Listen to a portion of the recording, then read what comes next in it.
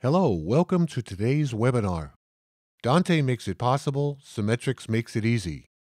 Presented by Symetrix Senior Technical Sales Engineer Ryan Curtright and Audinate's Manager of Global Support Services, Landon Gentry.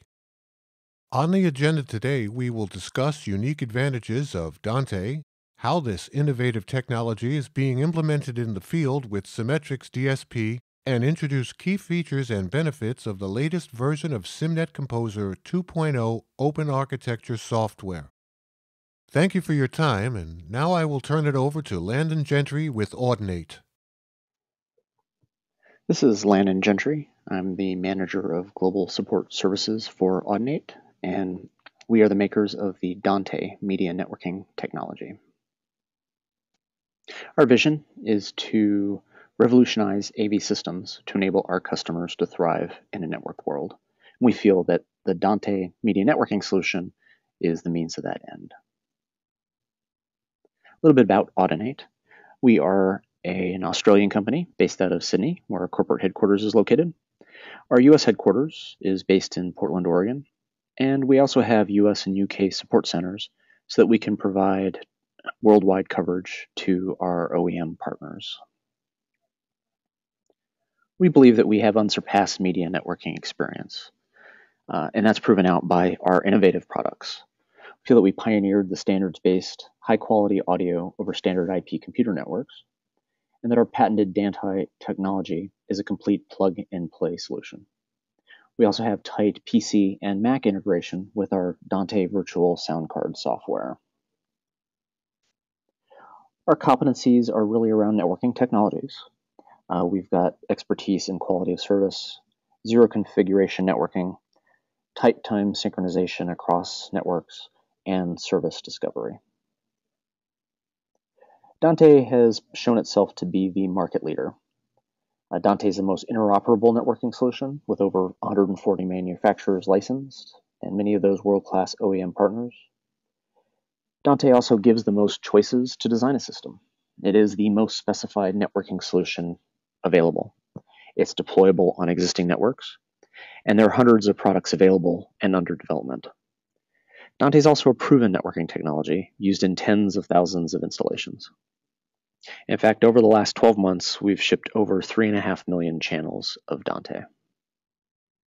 And these are some examples of applications where Dante is in use: live sound, broadcast, fixed installations, theaters, and live sporting events. So why Dante? We feel Dante is important because networking matters, and Dante is networking that you can depend on. Dante is simple networking that just works. It was developed by networking experts and is a proven networking technology used in tens of thousands of installations. And Dante has been tested to run in very large-scale networks. Dante is a complete, commercially supported media networking solution. Dante is also media networking perfected. It is the easiest to use networking technology. Devices are auto-configured using simple names. They auto-discover each other.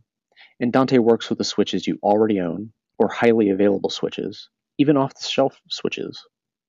And there's no specialized hardware that's required. I like this quote from a customer, and I think it really sums up how easy Dante is to use. I think the core of this is that it just works. Part of what makes this possible is Dante Controller. This is a simple plug-and-play signal routing application. It also lets you configure parameters like sample rate and network latency. And it provides diagnostics for your network and your audio clock performance. And this is freely available to end users and manufacturers as a download from the Audinate website. Dante Virtual Sound Card is another reason why this is a powerful solution. It connects existing audio applications to a Dante network. This includes DAW software, conferencing, anything you would use for recording or playback. It supports up to 64 by 64 channels, and it uses the Ethernet port built into your computer. It appears like a standard sound card, and this is available for purchase from the Audinate website. So who is Dante? Well, we've gone a long way in the last year. Our OEM adoption has accelerated. We have over 140 OEM licensees, and that's growing every day. This is a sample of licensees that have products in development or in the field. You can see that our OEM partners actually cover the spectrum of audio equipment manufacturers. Almost every console manufacturer is a Dante licensee with a product in the field. Many of these have Dante built in to the systems. It's no longer an option. See, we have DSP vendors, we have Matrix, amplifiers, processors, and stage boxes. Powered speakers, wall plates, and even microphones. Yamaha has actually standardized on Dante as their audio networking system. And this is built in, it's no longer an option, in their CL series of consoles and their R series of I/O racks, and also in their new line of QL series consoles. Bosch has standardized on Dante in their networking equipment. They call it the Omnio Media Networking Architecture. And this is Dante for transport and Open Control Alliance for control. We feel one of the powerful drivers behind Dante as a complete media networking solution is the idea of converged networks. So some benefits of converged networks is that lower cost of ownership. There's no need to duplicate your network switches and cabling, one network instead of multiple networks. That makes it, of course, simpler to manage. There's a single set of tools to manage and monitor one network. And reliability. Management and monitoring systems are integrated into a single network, allowing faster troubleshooting. And you can minimize your support costs by leveraging a common spare and training for your IT staff. So where is AV in this network convergence? Well, the benefit of network convergence is that media, control, and data travel over one network. Most customers would not buy into the idea of replacing their investment in existing switches. And since about 70% of all AV systems are expansions or upgrades, it makes sense, and you can save costs when using a common network. In the past, the AV system solution was to buy specialized switches and use separate dedicated network for AV, but Dante works well on common use networks. This is really driven home when you look at the size of the enterprise switch market over the last 4 years, or $40 or $80 billion was spent. And then when you look at the players in the market, you realize that it really is up to the IT managers for picking their preferred switches. So with Dante and network switches, the workaround days are gone. Dante uses standard networking features instead of workarounds. And with Dante, switch considerations are straightforward. We work on standard IT switches or even AVB switches. And Dante is built on proven IT standards. For our network synchronization, we use IEEE 1588, also known as Precision Time Protocol. For IP address management, it's DHCP. For prioritization of traffic in a network, we use standard diffserv QoS. Multicast DNS and DNS service discovery is what's used for plug-and-play discovery. It's used in computers as well as Dante. And zero configuration network is the way that you basically can create a network without having an IT manager or specialized equipment. And all of these are standards that are widely deployed in other networking technologies today. Dante is networking you can trust. We're so much more than just a collection of standards. We're a proven networking technology. It's built on standards, plus we've developed several feature-rich improvements to make a complete solution. Dante speaks the IT manager's language. There's no secret hidden protocols. Everything is a technical standard. And Dante is networking for today and tomorrow as we continue to improve and integrate new standards and new technologies into the Dante system. Now, some of the features and benefits of Dante. Of course, there's auto discovery of devices. The fact that you can just plug these devices in and they show up and you can see everything about them. There's no need to enter any information into the devices. They already know what's out there. that makes for very simplified installation and configuration. There's one-click signal routing with the Dante controller application, which allows you to create connections and even save those as presets. We use user-friendly device and channel names, so there's no secret numbers or addresses that you have to type in. And those names can be changed, so you can actually label the equipment for their purpose and label the channels for what they're connected to. And network configuration is actually stored in the devices, so routes are automatically reestablished after reboot or disconnection, and there's no need to reprogram when you're moving equipment from site to site. In fact, Dante controller doesn't even need to be left running in a Dante network. It's merely used for discovering status information or making changes to the setup. Of course, we provide sample accurate timing. We guarantee plus or minus 1 microsecond play out and capture time alignment, and this is maintained across multiple switch hops. We can support multiple sample rates, 44.1 and 48 kilohertz, all the way up to their multiples of 192 kilohertz, as well as pull up and pull down for video frame synchronization. And a Dante network will support different sample rates at the same time. There's no need to separate networks based on sample rate. And each device has its own high-quality, low-jitter audio clock, so there's guaranteed high-quality audio clocking. Latency in a Dante network can be as low as 150 microseconds for point-to-point links or single-bit gigabit switch links. 1 millisecond is a typical default for Dante devices, and that's good for most gigabit networks with several switch hops included. Dante supports different latencies at the same time. You're not limited to the highest latency device in a network. You don't need to break up your network in order to create networks with different latencies. And latency is 100% deterministic. It's always known and consistent. In fact, you set it in Dante controller for the devices that you are controlling. We provide an option for glitch-free redundancy, which allows you to create a redundant network in case of a hardware failure, and you will not lose audio. Built into the protocols are network status and monitoring, much of which is displayed in Dante controller. And of course, because Dante is based on IP layer 3 networking, it enables routable applications across subnets for very large networks. So the question of standard switches or AVB switches, well, Dante works with switches from leading vendors like Cisco, HP, Juniper. And since over 70% of AV installations are upgrades, we're compatible with the switches that are already in the network. Customers can choose their own switch, and we can work with the IT manager's switch of choice. Even commodity switches for small Dante networks will work, something that you can purchase off the shelf.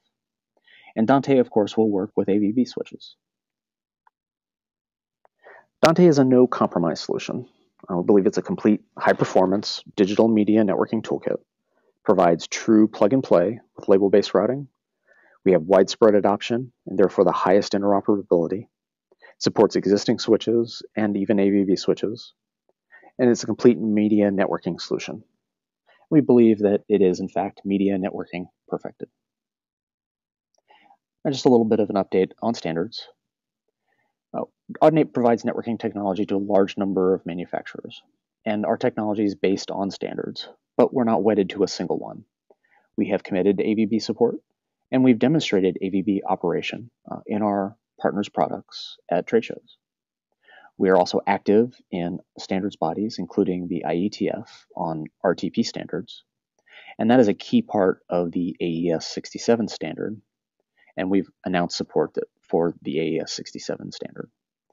We're committed to keeping Dante the most interoperable AV networking solution, as well as the most up-to-date and modern AV networking solution.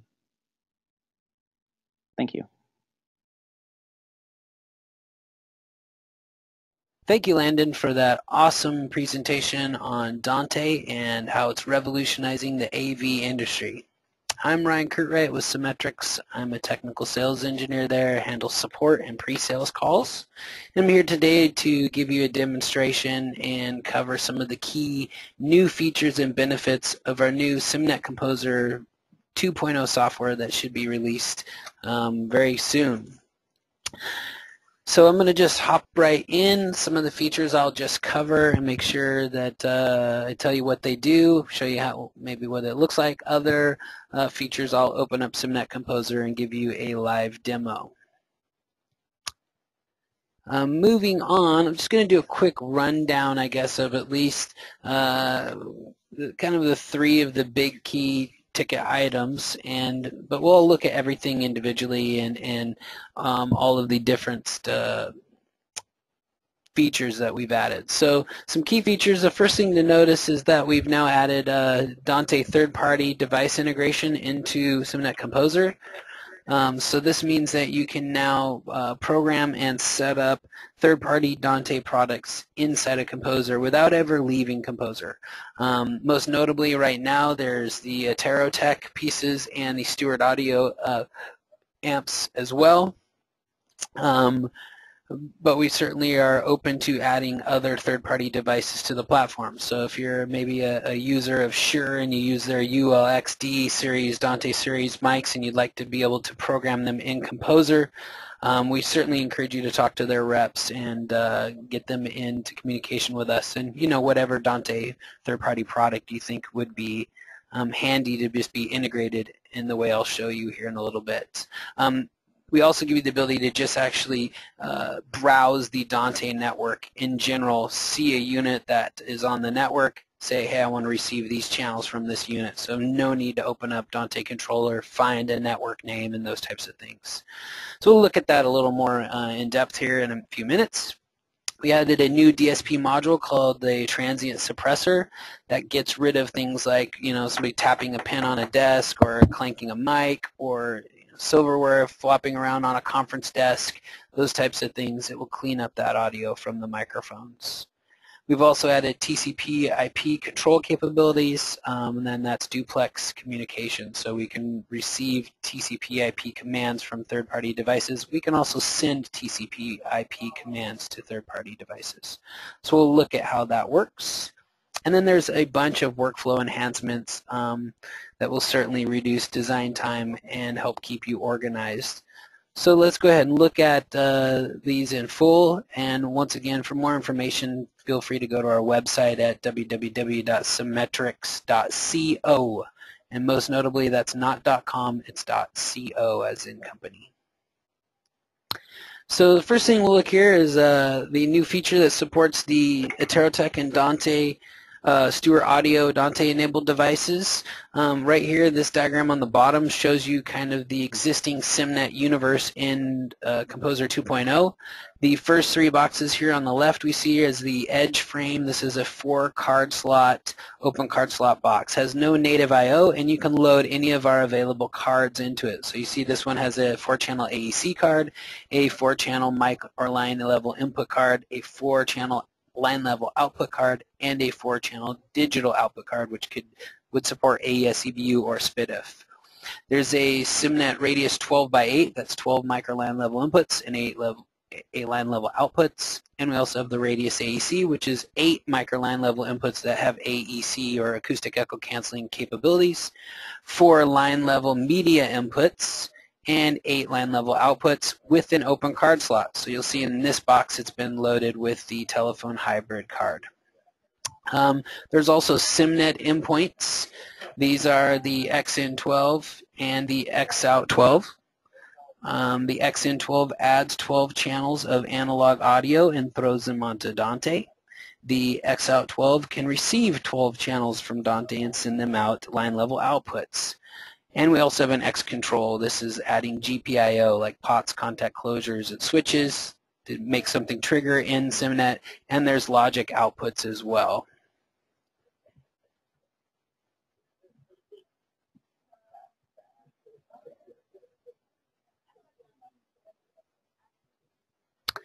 Now we've also added the Aterotech endpoint devices. Here you see 2 of them. That's the DX2IO, and then there's the DIO 2x2. Both of them will show up just like other endpoints in our system. Also, we have added Stewart Audio endpoints. Here you see 2 of them. There's actually 3 models supported in the new Composer 2.0 software. So I will show you those now and how those are set up. The most notable thing is that the Aterotech and the Stewart Audios act as if they're a combo box, or they're acting as if they're an X-in 12 or an X-out 12, although they only have 2 channels in or out. Let's go ahead and look at that in SymNet Composer. So I'm going to go to Composer. Go to Composer here. If I was to drag out an edge and connect to an edge, which you have to have one of our DSPs, it acts as a conductor and does all the communication between endpoints, including our XIOs, but also with the Aterotech pieces. And if I drag a Aterotech in here and click on the box, I can then locate it just as I would like an X-in 12. So now I see the Aterotech, it's the DIO 2x2, and I see its MAC address and IP address on the Dante network. Just double click on it, and I should get a green check. Once I've got a green check, you'll notice that it has these 2 outputs, so that would be where I would route Dante audio to it. Let's see, and if I come to the Dante transmits in the edge, I'll see that now I have the 2 channels from the 2x2 here, Aterotech 2x2, to drag in. So now I could receive audio from that box. And likewise, if I had a 2-channel, let's say, transmit, I could call this to Aterotech. Make it 2 channels. So here's flow 1, flow 2. Of course, I could wire it to whatever I wanted in the system. And now when I come over to the Aterotech here, I could double click and say, here's this to Aterotech, and I want these 2 channels, and I click OK. Now I have those 2 channels routed to this Aterotech piece. And like I said, very similar to, say, setting up an X-in 12. If I wanted to set up an X-in 12, I'd drag it in, double click on it, and pick the X-in 12 off the network. So exact same steps for programming an Aterotech as it is for an X-in 12 or an X-out 12. And if I go to this X-in 12's properties and hit configure inputs, here's where I could set the mic presettings or line level settings, turn on phantom power. Likewise, in the Aterotech, if I double click on it and click configure Aterotech, here I see my 2 input channels with their mic presettings and phantom power, and the output channels being able to set it to a line level expectation or an unbalanced level expectation. Just to show you the pieces that are supported then, we have the 2x2 for Aterotech and the 2x 2IO. And as far as the Stewart audio pieces go, we have the AV 225-2. In fact, I have one of these next to me, so let's go ahead and discover it. Here we see it shows up as an Ultimo chip. That's its network name for Dante, and this is the type of device it is, MAC address and IP address on the Dante network. And then we have the CVA50-1 and the Net AV 2x2 as well. So all of these boxes now can be programmed and configured within SymNet Composer just as if they're a SymNet box. And once again, I'll mention you have a Dante product that you use a lot of. If it's not exclusive or they don't have their own DSP, then it might be worth asking them if they'd talk to us, and possibly we could add them to our platform and just create that seamless integration between endpoints much easier for everybody. Now, a third thing to note is, and we'll go ahead and look on the PowerPoint, but the next thing, and here we're seeing this slide shows what we just went over, setting up the Aterotech.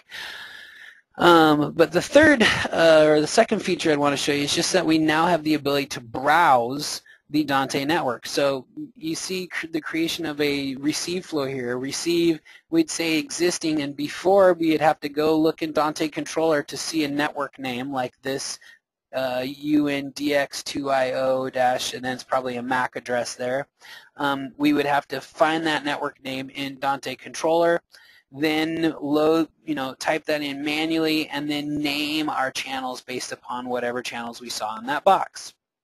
So what we've done in Design or in Composer now is giving you the ability when you create the receive flow to go receive, say, third-party device, and then browse for whatever third-party device. Now, it's not showing me, it will actually show me the whole Dante network. I don't have a lot of Dante devices on here, but it's going to show me devices that aren't already connected. So I'm not going to see the, well, actually I can enable this, and now I'll see, oh, there's the Aterotech, there's the Stewart Audio, there's an XN12.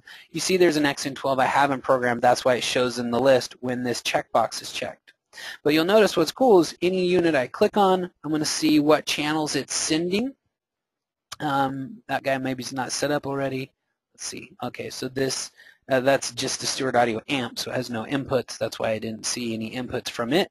But if we see we have inputs and I say, oh, this is the device I'd like to receive and I'd like to receive those channels, I can just double click on it. It grabs that channel name.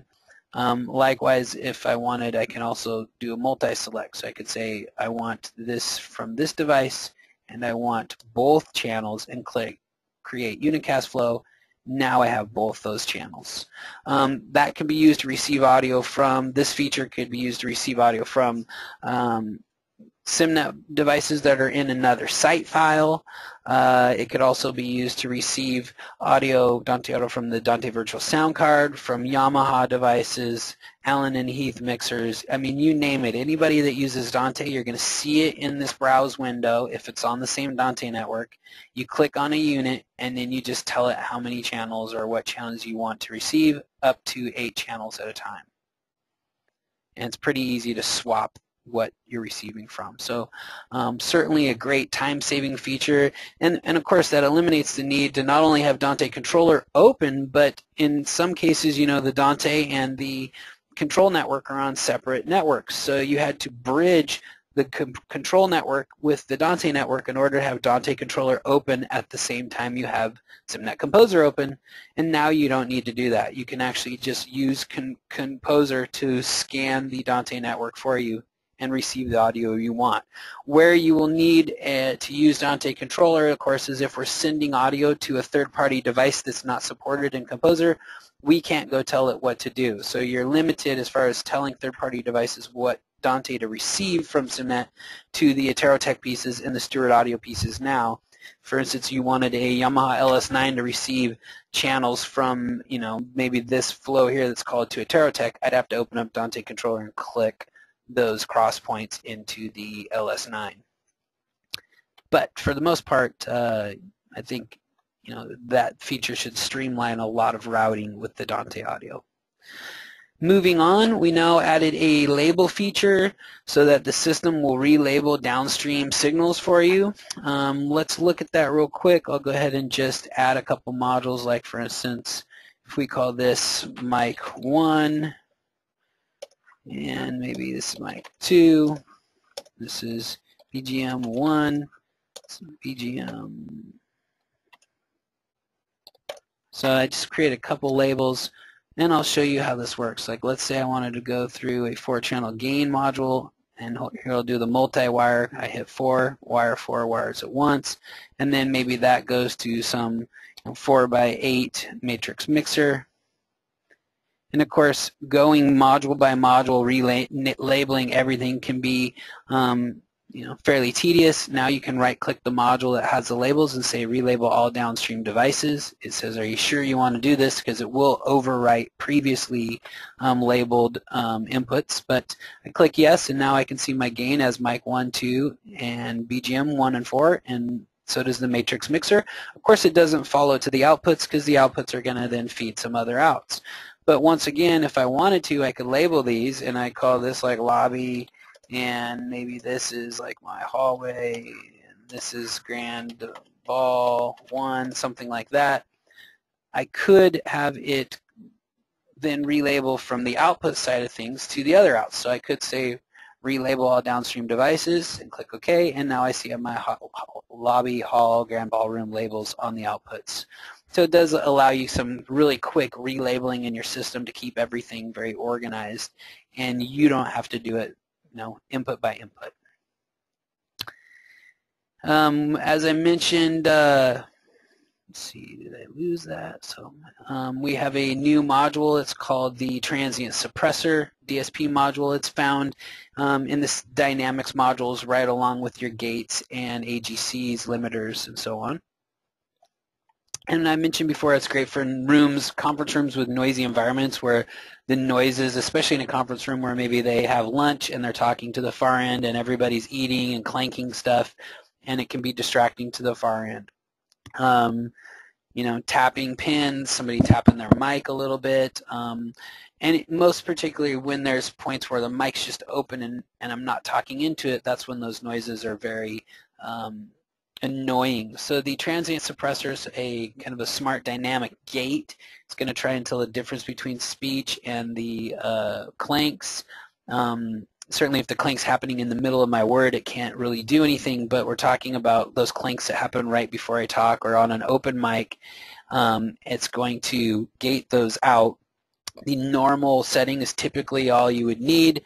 Gentle might allow some of them to, the clanks to get through, but it's going to suppress them so they won't be near as loud. Aggressive's not going to let any of them get through, but it might cut off the first couple milliseconds of the things you say, trying to be a more aggressive gate on that sense. But it's certainly been very helpful in a couple conference rooms already. Another feature that now we're getting out of less DSP type features and more workflow features to just speed up your commissioning of the system. We have now added a pull from unit button. If you have a design open and maybe you got kicked offline and you don't want to push to get back online, you can click that pull online button above and it will pull the file from the currently archived site file or site. Now, if I hit pull and I don't have a site open or it doesn't recognize any of my units as being the archive units, then it's going to just launch you directly to the connection or the system manager to do that. So for instance, if I hit pull right now, actually I've already pushed to a unit, so it's like, oh, hey, you want to pull this file. But let's go and open a blank file so you could see. So right now I had pushed that file once. I clicked pull just now. It said, hey, I don't see anybody to pull from. Maybe you need to select from the network. And here I could go, oh, and I look and find the unit has valid archive site files. Those are units I can pull from. And then I could hit this go pull online from unit. As I mentioned, here's a file I've already pushed. So when I click pull, it's going to go, oh, hey, do you want to pull? And it's going to automatically pull from this unit. So I'm offline. If I can't push, which does kill the audio going to the boxes, I can always pull and get the file off the hardware without interrupting audio. So that's up here in the corner, this pull from unit button. That should certainly streamline some of those processes as well. Another thing that might be handy is to be able to copy and paste control assignments. So let's say I have a EQ, maybe it's a dual mono module EQ, so I can't just duplicate it. I want all the same control numbers to be assigned to one as another, so a third-party control system or SymView will control both in parallel. So in that, let's look. Let's see if I took a EQ, or maybe I'll do a loudspeaker manager for you, and we'll do a dual mono version. And so maybe what I have is I have some settings in this, and of course then let's say I assign control numbers to it. Go ahead and do it like this, assign all control numbers. So now there's 50 control numbers on this. And if I wanted this second version to run in parallel, I would need to assign all those same control numbers. So there's a couple of ways to do it, but what we've added is a new, easier way. So if I edit remote control assignments on the one that's assigned, I can hit this copy assignments button. And it tells me it's copied 50 assignments for this type of a module. Go to the second unit, go to edit remote control assignments, and now I can just paste them all onto it, hit done, and now you'll see the bottom version has all the same control assignments in the same places as the previous one. So controlling them from a third-party control system, they'll move in parallel at that point, or from one of our controls for that matter. Another feature that has been enhanced with SymNet Composer, we added the ability to trace a signal path forward to see where a particular path goes or a particular source goes through the signal path. However, this was limited to a single DSP box, which show you the signal path in that box. But once you went across Dante, it was off in the netherworld and if you went into the next box, you would get no indication that that signal has passed through the Dante network. Now you can see here that this is a signal path in a single box, and this diagram's kind of easy to show you, I think, in that I right-clicked the mic input and said trace signal path forward, and I see it goes through a selector, out a router, through these SPL computers, all the way through a bunch of processing to the outputs, as well as to a 4-channel send Dante. What's cool now is if I go into the other device where that Dante is sent, I can now see that those channels would be highlighted as well. So I could step through trace signal path forward in one box and go through every box in the SymNet system, and it would show me via highlighted wiring where that source went system-wide, not just in a single DSP box. Another cool feature, certainly it's very common in most DSP designs, or at least a lot of them, to have a fire alarm safety mute. The fire alarm gets muted or goes off, it triggers a relay that hits our control inputs, and we trigger a mute. Up until Composer 2.0, you'd need to create a preset that muted all your outputs and a preset that unmuted all your outputs and then trigger those. What we've done now is the moment you start a new file in 2.0, we automatically create preset 999, which will mute all hardware, including Dante transmit modules, and preset 1000 that will unmute all outputs as well as the Dante outputs. So no longer do you need to create those, you can just access them.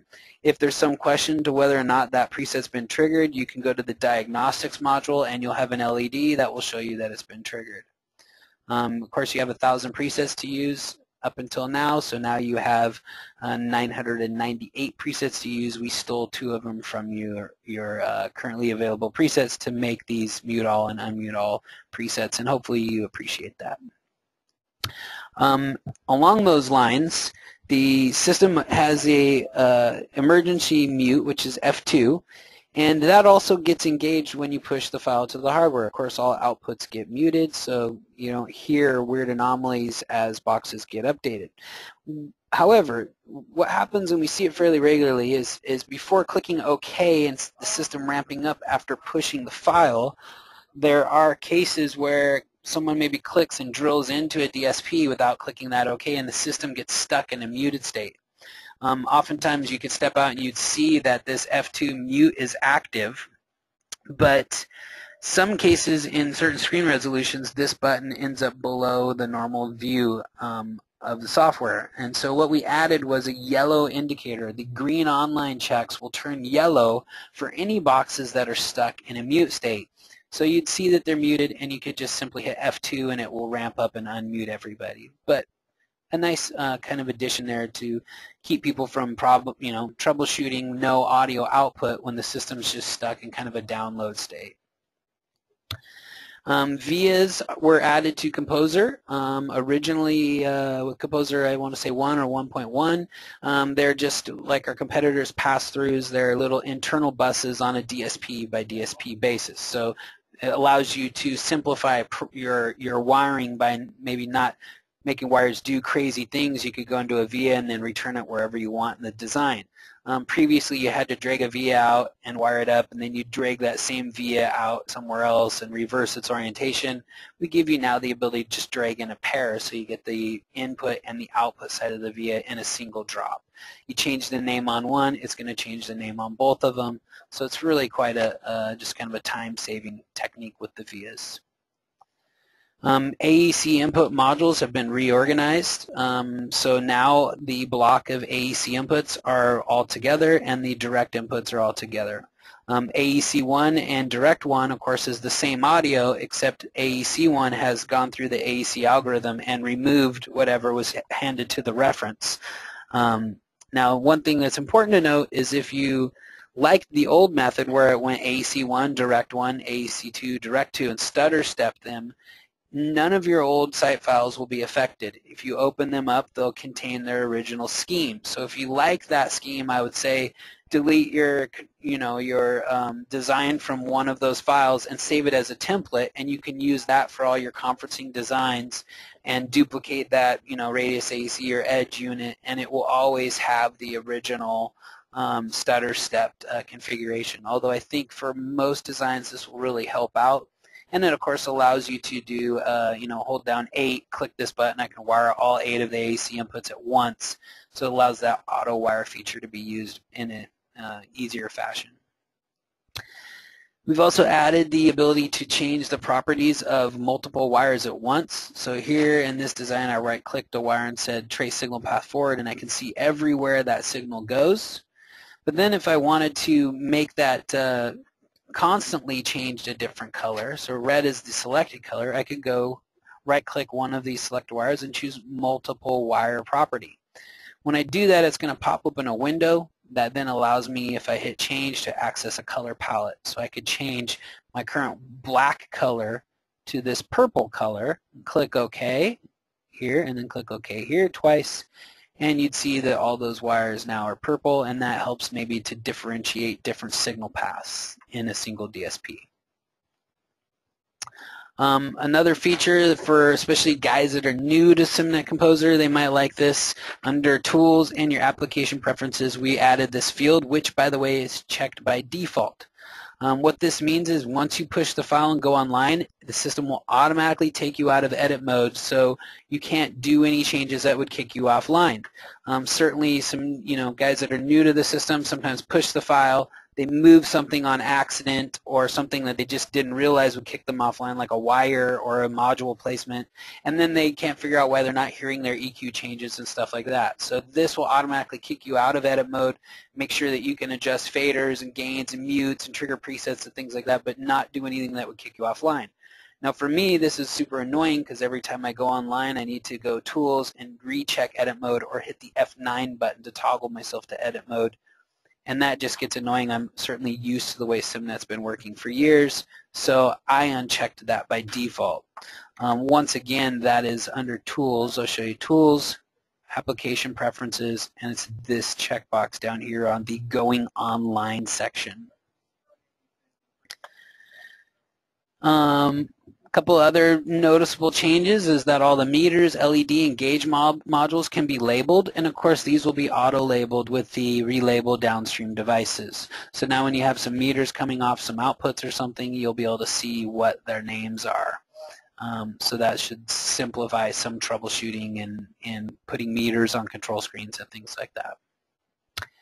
As I mentioned in the beginning, TCP/IP support is supported now, so certainly controllers like Extron have typically only been able to talk to us over RS-232 because we only supported UDP IP and RS-232. Now we support TCP/IP, so you can see here that a telnet session, which any telnet software would work then, is connected to a unit and sending CS, so control, they're sending a control to control number 250 and telling it to go to the max, and then they're getting the feedback from the DSP that 250 has been set to the max. So yeah. On the inverse side of things, we also have 232 string output modules. We have network string output modules. You'll see that the network string output module now supports TCP/IP. Just click the TCP button and you can send custom ASCII, binary, or hex strings.